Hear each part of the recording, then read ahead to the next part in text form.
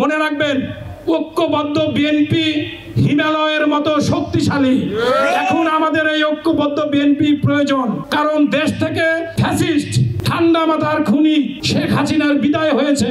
উনি ভারতের মাটিতে বসে থেকে প্রতিনিয়ত আমাদের দেশের বিরুদ্ধে, দেশের মানুষের বিরুদ্ধে ষড়যন্ত্র করছেন।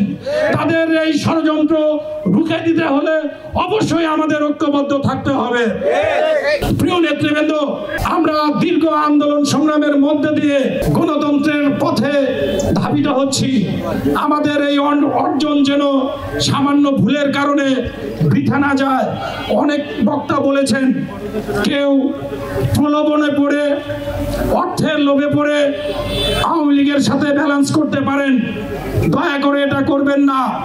যারা এই 15-16 বছর আমাদের নেতাকর্মীদের বুক থেকে রক্ত ঝরিয়েছে, আমাদের হাজার হাজার নেতাকর্মীকে খুন করেছে, আমাদের শত শত নেতাকর্মীকে আয়না ঘরে গুম করেছে, আমাদের লক্ষ লক্ষ নেতাকর্মীকে কারাগারে বন্দী করেছে, সেই সকল খুনি, সেই সকল ফ্যাসিস্টদের সাথে কোনো আপোষ নাই।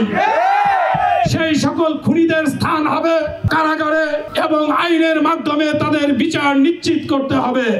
আমাদের রাজনীতি জনগণের রাজনীতি, আমাদের রাজনীতি জনগণকে সাথে নিয়ে রাজনীতি। ইনশাআল্লাহ কুমিল্লাবাসী সেই রাজনীতির চর্চা অব্যাহত রাখবে। প্রিয় নেতৃবৃন্দ এবং সম্মানিত মা বোনরা এখানে উপস্থিত রয়েছেন, আমাদের নেত্রী, দেশ নেত্রী বেগম খালেদা জিয়া আপনাদের মাঝেই, অর্থাৎ মহিলা মা বোনদের মাঝেই সবচেয়ে বেশি জনপ্রিয়। আমাদের নেত্রী বেগম খালেদা জিয়া, আমাদের অভিভাবক জনাব তারেক রহমান আমাদেরকে সব সময়ের জন্য নির্দেশনা দিয়ে রেখেছেন যে তোমরা শুধু রাজনীতি করবে না, রাজনীতির পাশাপাশি তোমাদের আরো অনেক বড় সামাজিক দায়িত্ব আছে। সেই সামাজিক দায়িত্বটা কি? যখন দেশে বন্যা হবে তখন তোমরা বন্যার্ত মানুষের পাশে ঝাঁপিয়ে পড়বে। যখন দেশে প্রচন্ড শীত পড়বে তখন তোমরা শীতার্ত মানুষের পাশে দাঁড়াবে। যখন সাধারণ মানুষ অসুস্থ হবে তখন নিজেদের সাধ্য অনুযায়ী অসুস্থ মানুষের পাশে দাঁড়াবে। তবেই না আমরা পরিপূর্ণ রাজনীতিবিদ, তাই নয় কি? আমাদের রাজনীতি, বিএনপির রাজনীতি, বেগম খালেদা জিয়ার রাজনীতি, তারেক রহমানের রাজনীতি সাধারণ মানুষের রাজনীতি।